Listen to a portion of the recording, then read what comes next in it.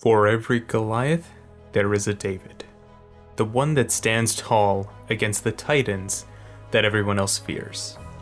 In League, that team was the Flash Wolves.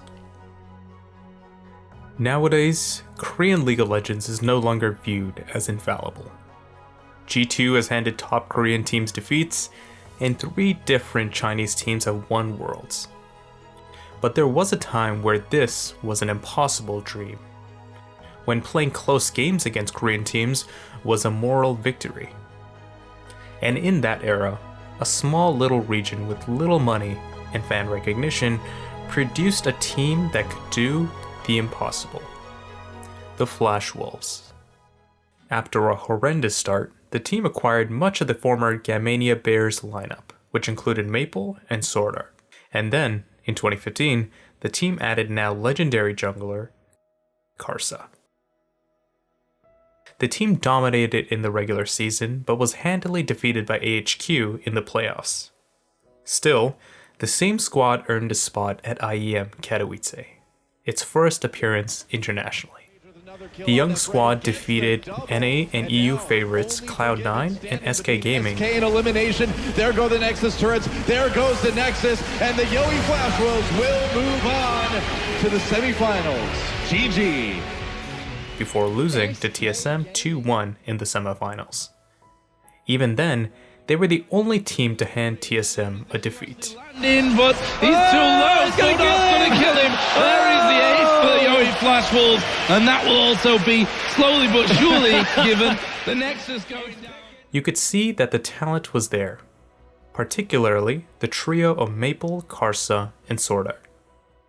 So how much better could these guys get? Fast forward to that year's World Championship. Many analysts predicted Flash Wolves to have one of the worst showings of any team at the tournament. FW was paired with NA's best in CLG and one of the world's favorites, Korea's KOO Tigers. But screw the expectations. Flash Wolves beat both of them and finished first in the group. And it was the first time in 2 years a team had finished ahead of a Korean squad in groups. Although the team was later defeated by Origin in the quarterfinals, they had made a resounding statement. They weren't some free win wildcard team. If you come at them, you best not miss. This became more apparent in 2016. After dominating the LMS in spring, the team found itself at MSI. There, the team tied with SKT as the 3rd seed. And incredibly, and I cannot emphasize incredibly enough, they 2-0'd SKT in groups. Back in the fountain, Faker's pushback, a double kill for Edo, Flash Wolves have done it again!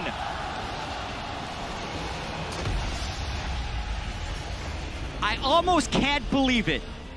SKT Telecom T1 lost twice to these Flash Wolves. This was unimaginable. Unfortunately, it didn't translate to success in the playoff round as they fell to the in-form CLG. Worlds 2016 was no better. FW were drafted as a first seed of their group, but finished in last place with a 2-4 record. But even in defeat, they were still able to hand SKT their only loss in groups. They weren't called the Korean Killers for nothing. Following their disappointing finish at Worlds, Flash Wolves entered 2017 with hunger. The team attended the Season 11 IEM World Championship. There, they beat Europe's best in G2 and IEM Oakland champion Unicorns of Love to make it to the playoffs. And after that, they convincingly defeated G2 in the finals. Their victories left them hoisting an international trophy for the first time. Flash Wolves were more than just Korean Killers, they were the IEM Season 11 World Champions. But their incredible start to the 2017 season was not emblematic of things to come. The team was quickly dispatched at MSI by SKT in the playoffs in a 3-0 fashion. Removing any doubt of someone maybe having an edge sometimes on SK. SKT because Flash Wolves were 4-2 against them coming into this. Some people were whispering, oh, maybe Flash Wolves is SKT's kryptonite. No, they are not the kryptonite. And at Worlds, the team finished last place in groups with a 1-5 record, their worst yet. It seemed that the team was regressing at this point, and they had already reached their peak. Karsa certainly agreed as he departed his longtime home in the offseason. Forced to rebuild a winning team without their superstar jungler, the team acquired Hanabi and Korean jungler Mujin. The rebuild was off to a hot start. The team dominated domestically, taking home the Spring Split trophy, and at 2018 MSI, Flash Wolves had their best performance yet. It was a 1 versus 2 at the very end of it. Flash Wolves are going to win this game. Kingzone tried something different, but that's what happens when you pick for lane and don't pick for the roaming. BDD couldn't hit the side lanes. He wasn't really relevant this game, and Flash Wolves deserved winners. So Flash Wolves guarantee a high seed. They tied for first place after the group stage, defeating pre-tournament favorites Kingzone Dragon X twice, the only team to defeat the Korean powerhouse twice. But this was the last great hurrah of the LMS's best. The same Kingzone Dragon X dispatched the team in short order in the playoffs, and following that, the Wolves were again eliminated in the group stage at Worlds, this time resulting in the departure of their other stalwarts, Maple and Sword Art. Within a span of 2 seasons, this team that we as fans grew to love was no longer recognizable.